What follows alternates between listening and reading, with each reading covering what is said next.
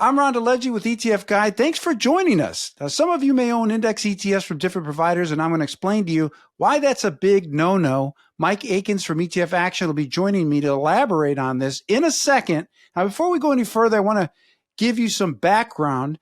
Index providers are companies that create, calculate, and manage indexes to support all types of investment needs. Examples of index providers include companies like MSCI, FTSE Russell, S&P Global, just to name a few. Now, these are the whales who are behind the scenes of popular ETFs from companies like iShares and Spiders and others. Indexes can track a variety of different assets from stocks to bonds and cryptocurrencies, real estate, commodities, and so forth.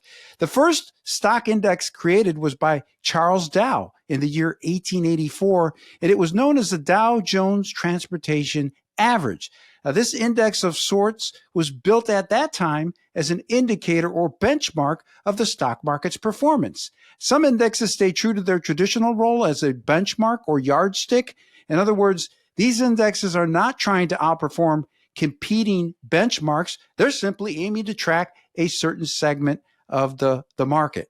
Now, today, most of the newer indexes behind and powering ETFs are actually being built as investment strategies rather than benchmarking tools. In other words, these indexes are deliberately aiming for outperformance against competing yardsticks. And that represents a huge change from the traditional role of indexing as a mere benchmarking exercise to the role of indexing as a portfolio investment strategy. So for ETF investors, here's the wrinkle. Because index providers have varying opinions on how they define securities, whether it's by market size or by credit quality or another factor, mixing and matching ETFs from different index providers is a big no-no, and it could lead to some unexpected results. Why? Well, without further ado, let's focus on this question and give you some examples, and we're going to apply this also to core indexes, which are typically used as portfolio building blocks. Here to join us and help us to elaborate is Mike Akins at ETF Action. Mike, thanks for joining us. Hey, it's great to be here, Ron. Looking forward to this conversation. Yeah, so let's start out with, why do ETF investors and advisors need to rethink mixing and matching ETFs from index providers? You bet. So, first and foremost, the lines of passive versus active has been getting blurred for years now, right? So you mentioned it and kind of your lead in talking about the difference between broad-based indexing for benchmarking purposes versus indexing being built directly for investing strategies. And the simple reality is, and I have a screen up here as a starting point, is that the world is dominated by passive still in the ETF space. We are seeing active grow. And you can see this here in this chart.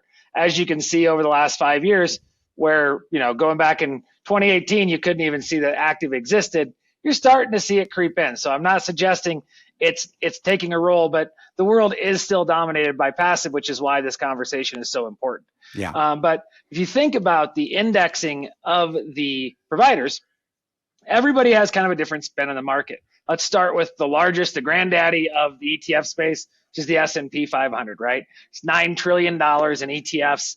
Over $1 trillion, like $1.3 trillion of that $9 trillion in US listed ETFs is just focused on the S&P 500, right? So that's just an idea of how much money that is capturing.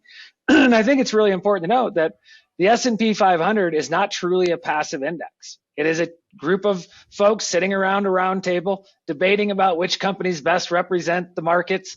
And then they call it the S&P 500, but in reality, there are a lot of companies in the S&P 500 that are not the top 500 largest companies in the world.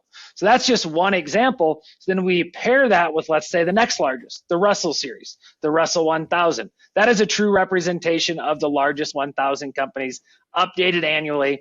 And so as a result, there's very big differences when we kind of lead into that. And I think that kind of leads us to this idea of, well, what should I do if I'm building out my own portfolio using these broad-based indexes? Should I mix and match these different types of strategies, or should I stick to one that I like the best?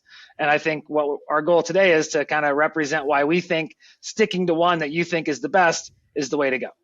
Yeah, that's a great point. So maybe give us some example of what we can expect to see in some of these indexes? I guess we could focus, since you brought it up, just on the S&P index series versus Russell. And we're talking here, again, just for our audience, U.S. stocks. So you maybe want to compare and contrast those two for us? You bet. So let's just start to illustrate how, why these indexes, when you stick to one index provider family, it makes so much sense. So I'm going to start with the S&P, and I'm going to use ITOT, which represents the S&P total market index. I'm going to use IVV, which is the S&P 500, IJH, which is the S&P 400, which is the mid-cap S&P index, and IJR. And remember, these four funds are all the companies inside the S&P 500, 400, and 600 are dictated by a committee deciding what companies best represent the makeup of the market for those different areas. But what I want to illustrate is that looking at these across the board, I'm just going to use our overlap analyzer here.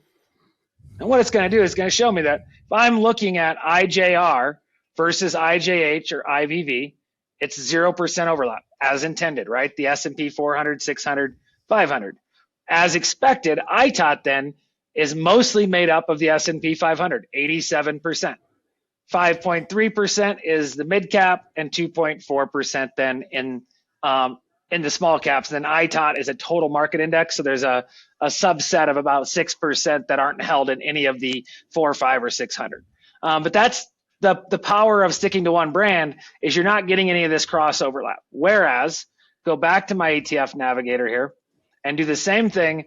Let's look at IJH, which is the S&P 400 mid cap, and IJR, which is the S&P 600 small cap, with IWM, which is the Russell 2000. Right. So now we're going down market. I hate the Russell 2000. Russell 2000 Full is a disclosure. small mid cap. IJ is it? So it's a very interesting portfolio, but it is the biggest index by far, the most represented index of the small cap universe of companies, most widely quoted, most assets tracking. I'm going to go back into my overlap analyzer here of these three ETFs. And what I'm going to show you is IJR, which is an IJH, S&P 400 and 600, mid cap, small cap, in total only make up 58% overlap with IWM, right? So a much smaller representation. It's almost like sampling done by the S&P committee, whereas IWM is owning everything that's not in the top 1,000, right? The Russell 3000 is broken into the 1,000 and the 2,000. So if you're trying to mix and match IJH with IJR and IWM, good luck, right? You're going to have a very difficult time with that. It's not to say you can't tactically like one index over the other, but if you're building a long-term strategic core, we highly recommend sticking within your one, especially building a core with respect to market capitalization, your broad composite indexes. Sticking to one index makes a lot of sense. One index provider, yeah. One index series. Yeah. Yes, index series. Yes, exactly. Thank you. Yeah, and as a side note, isn't it curious how so many small cap managers choose the Russell 2000 over the S&P small cap 600? I think, obviously there's a lot more money, I think, benchmarked to Russell 2000, but it's just a sub-performing index if you compare it to the 600, the S&P, small cap 600. Yeah. Which and if I'm a manager, I want to definitely be compared.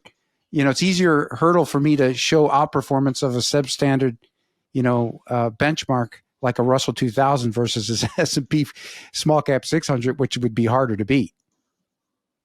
Correct. I mean, you can see they track very closely, but as you point out, the iShares Core S&P 500 small cap over a 10-year period, 600, has provided a decent amount of cumulative outperformance there over that time period. And if you go into these portfolios and look at them side by side, what you'll see is that breakdown. The S&P, the Russell has small and micro cap, much more micro cap, right? It's got, when I say micro cap, even smaller than your small cap names, based on a breakdown of the market capitalization of all U.S. listed stocks. So it's even going farther downstream. So it captures all of those names in a much greater capacity because it's owning them all. But because the S&P committee is kind of saying, okay, this is a representation of the companies, and then the S&P does have certain rules, what the Russell doesn't, with respect to, hey, a company has to have a certain number of years of profitability, things of that nature, which can make a big difference in that construction, and which you see in terms of performance. Yeah, great point. Now, what about international indexes? Do we even want to talk about that right now, or should we save that for another day? I can give it really quick, just from a standpoint of understanding the number one thing when doing broad market cap index building, portfolio building, is you have to understand that the difference providers may have a different interpretation of what's developed and emerging, right? Yeah. So the easiest way to look at it, VWO versus EEM, which is the MSCI Emerging Markets, versus Vanguard's FTSE Emerging Markets ETF.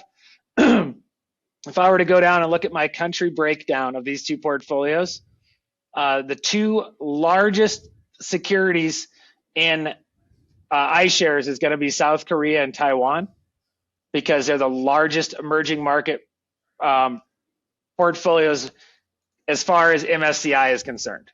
FTSE does not believe they're emerging market. They believe they are developed markets. So therefore, if you own VWO, you're getting no exposure to South Korea, right? So it's just a big difference there in that construct.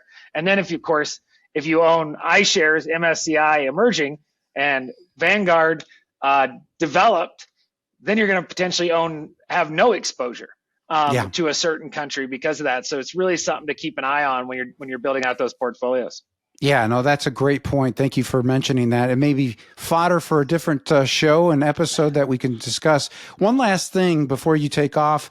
If an ETF investor or advisor has a portfolio with ETFs from these different, index series, as you call them, what would be maybe a way to realign that portfolio? Of course, we're not giving any investment advice here. We're just stating about ways to potentially fix this issue of creating over a portfolio situation that's been created that's potentially causing things like over-diversification, owning too much of the same stuff. Yeah. So, I think one of the things you always want to do is look at your portfolio in aggregate. So we're, at ETF Action, we're a big believer in model portfolios. We're a big believer in using ETFs to build models because of that transparency, right? So I think one of the things we always try to do, and, just quickly, I can show you here in one of our illustrative models, when constructing a model portfolio, look through. So I just popped in and I'll just go to like our beta 60/40 portfolio, which owns the cheapest possible ETFs in every of your broadest market asset classes. And we go to our equity look through. Our goal here is when I look through and do an X-ray on my equity, to have as few companies as possible held by multiple products, right? So you can see Apple's only held in one product. And if I open up Apple, it's only held in SPLG. So I would strongly recommend all of the advisors out there watching this, or do-it-yourself investors as well, that utilize some sort of tool that's going to allow you to take advantage of that transparency of the ETFs you're using, to aggregate, and don't view your portfolio in silos. View it in aggregate, because then you'll see the opportunities where you might be doing over diversification, or where you might just be owning the exact same thing, and as a result, getting unintended overweights to certain companies, or to certain areas, sectors, industries, countries, whatever it may be. But it's really important to think about, not only when you're building a portfolio, buying the ETFs that you like best, but buying the ETFs that work best together. Yeah, that makes sense. You want to have a complementary effect where, that's all playing a role, a cohesive role, like a movie where there's not 10 lead actors, right? Where you've got all of it working together in a harmonious manner. Mike, great stuff. I could talk to you hours about this. I know you're a busy man, as I am. So let's catch up again soon, and let's take a look at other ETF topics that are on investors' minds. This was one that I wanted to talk about for quite a while. I'd have to say I don't think this one is on most investors' or advisors' radars. So I'm glad we talked about it. But for you, the audience watching, what other things would you like us to take a look at? Let us know in the comment section below. Hit us up, And again, thanks, Mike, for joining us. We'll catch up with you soon. Great, Ron. Always a pleasure. I'm Ron DeLegge with ETF Guide TV. Thanks for watching. And be sure, if you enjoy our content, to hit that like button as well as the subscribe button and join our community. We'll catch you later.